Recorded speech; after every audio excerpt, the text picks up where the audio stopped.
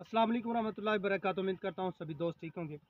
और आज जो आपको मैं चीज़ दिखाने वाला हूँ ये विज में ख़ास तौर पाई जाती है, यानी देहात वगैरह में। तो मैं देहात में मौजूद था, तो अगर आप लोग इसके बारे में जानते हैं या इसको पहचानते हैं तो कमेंट आप लोगों ने ज़रूर करना है और बताना है इसकी क्या क्या चीज़ें बनती हैं।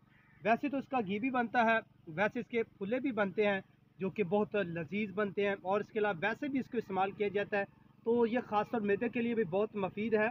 तो इसको हम लोग जो है वो मक्की भी कहते हैं और सुटई भी कहते हैं। देख लो,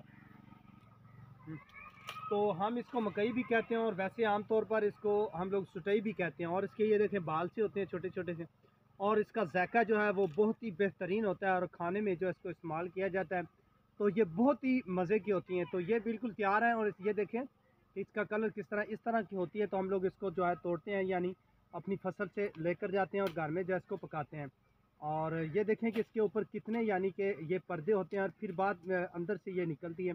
और ये देखिए छोटी सी है, तो मैंने कहा कि शॉर्ट सी वीडियो आप लोगों के साथ शेयर करते हैं। तो इसको जो है वैसे खाने में इस्तेमाल किया जाता है, और ये वैसे भी बहुत ताकतवर होती है।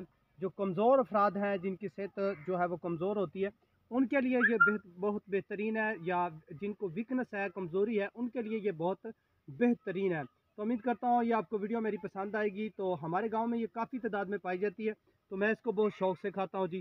तो नेक्स्ट वीडियो के लिए आप लोग मुझे इजाज़त दें। अल्लाह निगहबान।